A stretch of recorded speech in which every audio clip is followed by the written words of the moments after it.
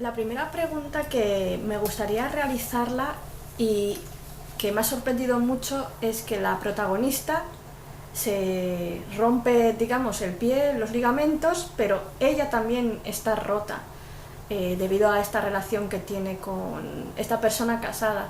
¿Quería asociarlo así, de esa manera? Oui, la première chose que je voudrais vous demander, c'était la protagoniste, le personnage principal. Elle se blesse la jambe, mais elle est en même temps blessée à travers, par la relation amoureuse qu'elle a avec cet homme qui est marié. Est-ce que ces deux faits parallèles, vous l'avez fait exprès? Oui. Finalement, la possibilité, enfin, le fait qu'elle se blesse lui permet aussi d'ouvrir les yeux sur cette relation amoureuse qui la blesse en permanence.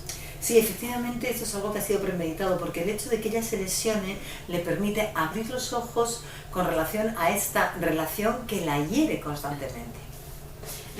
En fait, ce qui était intéressant, c'était que Hortense puisse réaliser que Emmerich n'était pas capable de l'aimer entièrement à travers cette blessure. En fait, il ne peut pas être présent pour elle à ce moment-là.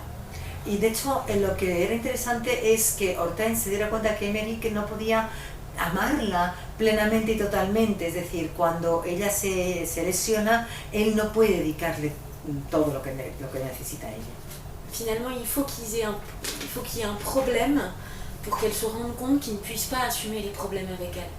Y de hecho fue necesario que hubiera un problema para que ella se diera cuenta de que él no podía asumir los problemas al mismo nivel que ella, con ella. Otra de las cosas que me ha enamorado de su novela es cómo Hortense lee las páginas que va leyendo el médico, pero a su vez ella no sabía que él había, digamos, como revuelto sus cajones.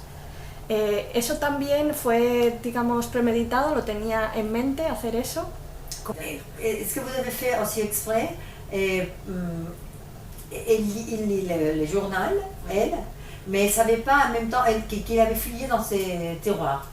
Oui, alors c'est le journal d'Elias dans l'écriture du roman, il est venu très loin en fait, parce que je cherchais un moyen de raconter l'histoire d'Elias. Sí, de hecho el diario de Elías es una cosa que ha llegado muy lejos, porque yo buscaba un medio para retratar la historia de Elías también.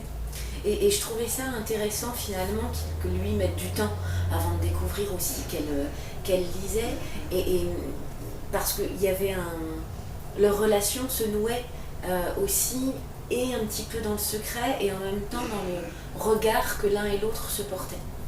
Porque además me pareció interesante que se tardara un poco en que Elías se diera cuenta de que ella estaba leyendo el diario, porque era una relación que se iba gestando un poco a través de la mirada y un poco entrelazadamente. Otra de las cosas que me ha enamorado de su novela es la casa en la que ella se va a refugiar o se va a curar. ¿Cómo fue crear esa casa? ¿La tiene en mente? ¿Es una casa en la que usted ha vivido? Je aussi aime beaucoup dans votre roman la maison où elle va pour se soigner. Est-ce que c'est une maison que vous connaissez, vous l'avez créée, comment? Alors, déjà je connais très très bien la région, cette partie-là de la Provence. Conozco ya para empezar muy bien la región, esa zona de la Provenza. Alors je ne connais pas la Bastide en tant que telle, c'est le nom de cette maison. Mais voilà, j'en ai aperçu des maisons qui peuvent y ressembler, et après je l'ai vraiment créée dans ma tête comme j'avais envie qu'elle soit pour Hortense et pour ce qu'elle allait y faire. Realmente esa casa, esa Bastida, no la conozco personalmente, no hay una casa que yo conozca que sea como esa, pero sí que conozco otras casas similares y más o menos. Entonces poco a poco fui creando esa casa para que Hortense pudiera ir ahí a curarse. J'avais envie d'une maison de campagne typique provençale, où on aperçoit cette petite montagne qu'est le Luberon, où on entend les cigales, où on a l'odeur de lavande. C'était un cocon que j'avais envie de créer pour Hortense. sí que quería una casa típica de la Provenza, donde se oyeran las cigalas, donde se oyera la lavanda, donde hubiera esas montañas, en una especie de burbuja, o por lo menos sí, para proteger a Hortense y que ella pudiera estar ahí. Aunque Hortense yo creo que no se termina de curar o de dejar de sentir dolor hasta que no es capaz de entrar en la habitación de sus padres. Oui, mais je pense que Hortense ne se soigne pas jusqu'à ce qu'elle est capable d'entrer dans la chambre de ses parents. C'est surtout le fait qu'elle puisse changer la chambre de ses parents. Jusque-là, c'est une pièce qui est figée. Elle ne s'autorise pas à être chez elle dans cette maison. Elle change pas elle s'autorise pas de changer la chambre de ses parents. Oui, la pièce de la chambre de ses parents. Finalement, elle s'autorise, mais à la fin. No es tanto que no entre, sino que ella no se permite cambiar la habitación de sus padres. Y hasta que eso no ocurre, eso ocurre al final. Hasta que eso no ocurre, realmente es una especie de casa como una fotografía fija. Finalement, c'est tout son parcours entre le deuil de ses parents qui n'est pas terminé, le fait qu'elle se mente à elle-même, il faut attendre, voilà, c'est tout ce processus de reconstruction pour Hortense et qui se finalise dans la prise de possession de la chambre de ses parents. Porque a la postre de lo que se trata es un recorrido que ella lleva. Por ejemplo, primero el duelo que termina de hacer por sus padres, que no lo había terminado de hacer, las mentiras que ella se cuenta, que se da cuenta, que se cuenta, y todo ese proceso de reconstrucción en el que sí que interviene de forma muy importante la habitación de sus padres. Otra de las cosas que me ha enamorado de su novela y he apuntado porque me ha parecido una frase maravillosa es: hay encuentros que deben seguir siendo solo eso, encuentros.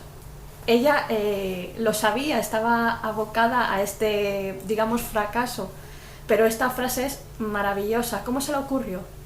Oui, il y a une phrase que j'ai bien aimée, c'est « Il y a des rencontres qui doivent rester des rencontres ». Ouais. Comment est-ce que vous avez pensé à cette phrase-là? Parce que moi, je pense que c'est magnifique, c'est génial. Cette phrase, c'est vraiment la rencontre entre Hortense et Émeric. Et elle est venue à Hortense, je dirais, naturellement, parce que à ce moment-là, elle lutte contre son attirance spontanée et totale pour Émeric. Elle sait que ça ne l'amènera à rien et qu'il faudrait que ça reste justement qu'une rencontre. Bueno, pues eso es una frase que realmente parte de Hortense, ¿no? Que es ella quien la piensa. Y esta frase ella la piensa justo cuando conoce a Émeric, porque claro, ella trata de hacer todo lo posible para no sentirse atraída de esa forma tan potente y total por él. Y es ahí, porque sabe que esta es una relación que no le va a llevar a nada. Por eso ella piensa, hay encuentros que tendrían que ser solo encuentros. Otra de las cosas que me han fascinado de su novela, porque la verdad es que es una maravilla, es, digamos, su pequeño salón donde sus padres lo construyeron, donde ella bailaba, cómo estaba cerrado y cómo se siente, cuando se siente preparada, se lo dice a Elías, que digamos que es como un nuevo inicio. Empieza a condicionar cuando ella ya se siente curada. Oui, une partie que j'aime bien aimer, c'est comment elle commence à conditionner la salle de danse quand elle se sent prête. Et comment ça, ça aussi représente des commencements avec Elias. Oui, mais en fait, je dirais que la salle de danse, l'histoire autour de la salle de danse, elle ressemble aussi à l'histoire autour de la chambre des parents. C'est... Oui, sí, vamos a ver, tengo que decir que la historia que está alrededor de la salón de danza, del baile, es similar al de la habitación de los padres. Mais la salle de danse est encore plus Hortense elle-même. La salle de danse, elle ne va pas bien. Elle va la confier à Elias. Elle se débrouille toute seule, Hortense. Mais finalement, quand elle peut renouer avec cette salle de danse, ça veut dire qu'elle peut redanser et qu'elle a accepté qui elle était. Et en tout cas, elle a appris à assumer qui elle était. Pero En el caso del salón de baile es todavía más Hortensia lo que ocurre. En el salón de baile las cosas no van bien y entonces se la confía a Elías y luego ella cuando se vuelve a ligar al salón de baile es cuando vuelve a poder bailar, cuando se ha producido esa reconstrucción. Si este libro fuese una fotografía como los que está en la sala de dance, ¿cuál sería para usted esa fotografía? Oui, si le livre serait une photographie comme ceux qui apparaissent dans la salle de danse, quelle serait la photographie? Laquelle? Je crois que ce serait une photo d'Hortense qui danse seule, qui est elle-même sans le regard des autres. Parce que finalement, Hortense, jusque-là, elle n'a toujours vécu que dans le regard des autres pour exister devant les autres. Et finalement, à la fin du roman, elle existe juste pour elle-même. Yo creo que sería una fotografía de Hortense bailando sola, alejada de la mirada de los otros, porque ella siempre ha sido ella, pero con relación a la mirada de los otros. Y entonces al final sería Hortense fuera, como que le da igual, o sea, alejada de todo eso y bailando ella sola. Una pregunta que se me viene a la mente ahora mismo es, este libro está lleno también de amistad, pero también de comida, de vino. Si este libro también fuese una comida para usted, ¿cuál sería? Oui, aussi, il s'agit d'un roman où il y a beaucoup de vin, des amis qui se réunissent pour manger. Et si le livre serait quelque chose à manger, quel plat, Qu'est-ce que ça serait? Je dirais un plat qu'on mange à la Bastide. Une tomate mozza avec du basilic et une brochette d'une viande quelconque au barbecue.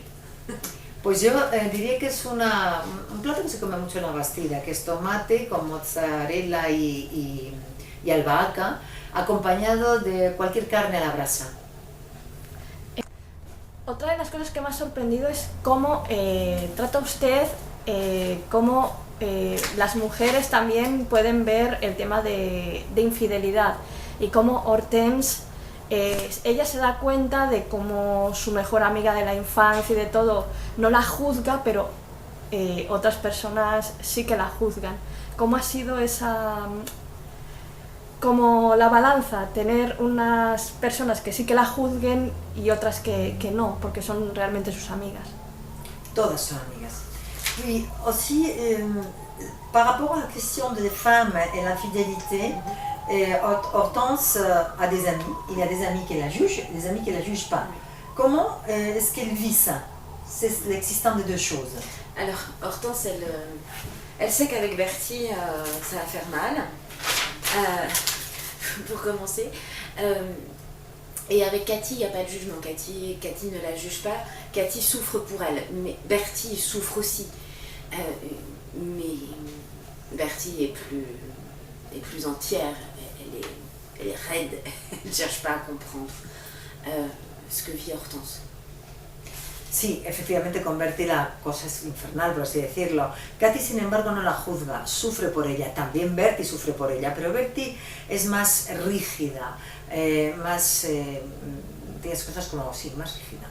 Et Cathy est beaucoup plus empathique à l'égard d'Hortense, et vraiment, je répète, elle ne la juge pas. Mais du coup, ce qui... je vais peut-être faire un peu... Como digo, Katy, sin embargo, es más empática, no la juzga. Mais en fait, ce qui m'intéressait aussi, c'était... Hortense, voilà, il y a des gens qui jugent d'emblée et d'autres qui ne jugent pas. Qui essayent de prendre la situation dans sa globalité. Et Cathy, elle prend la situation dans la globalité. Elle sait pourquoi Hortense finalement s'est laissée aller à cette relation avec Emmerich et elle peut le comprendre. Bertie ne le comprend pas. Même si elle connaît la situation d'Hortense, elle ne peut pas le comprendre. Efectivamente hay gente, o sea, lo que me interesa es que en el caso de Hortense hay gente que la juzga directamente, como el caso de Bertie, y gente que no la juzga, como es el caso de Katy. Katy es capaz de no juzgar, de ver la situación desde un punto de vista más global, sin juzgarla. Katy sabe por qué Hortense entró en esta relación con Emmerich, pero sin embargo Bertie no es capaz de comprenderlo, sencillamente no lo entiende. Hablando de Bertie, ¿qué cree que le diría a Hortense ahora mismo? ¿Se sentaría a hablar con ella las conversaciones que han ido como aparcando o olvidando? Oui. Qu'est-ce que Bertie dirait à Hortense maintenant? Toutes ces conversations qu'ils n'ont pas eues, est-ce qu'elles vont les avoir? Non, parce que ça ne sert plus à rien. Ce qui est fait, et puis elles se sont pardonnées finalement, tout ça. Hortense est assez lucide pour comprendre aussi le caractère de son amie, et puis Hortense elle aime pas le conflit, déjà. Je crois que c'est rien que ça, Hortense elle aime pas le conflit. No, no creo que hablaran de nada porque no serviría de nada. Se han perdonado, lo hecho, hecho. Además, Hortense no le gusta el conflicto, no querría entrar en ningún conflicto. ¿Qué tenía más miedo Hortense cuando ya se estaba curando el pie, cuando ya estaba curado, a perder a Elias o a no poder bailar, o ambas cosas? A ver, oui. Quelle est la peur qu'elle a eue la plus forte, Hortense, quand elle était attendue d'être soignée, presque soignée? La perte d'Elias, ou ne pas pouvoir danser, ou la perte de ne pas pouvoir danser, ou les deux choses? Fondamentalement, elle avait peur de ne plus pouvoir danser. Fundamentalmente tenía miedo de no poder volver a bailar. Parce qu'elle aurait vraiment perdu une grande partie d'elle-même. Porque habría perdido lo que conforma una parte fundamental de ella. Et puis à ce moment-là, je dirais que quand elle apprend qu'elle peut à nouveau danser, par rapport à cette peur viscérale qu'elle avait, elle n'a pas encore pu ouvrir les yeux sur ce qu'elle ressentait pour Elias. Y además, cuando ya sabe que cuando pierde ese miedo a no poder volver a bailar, que era un miedo visceral, todavía no había podido abrir los ojos a lo que sentía por Elias. Pues muchas gracias, merci beaucoup. Merci a vous.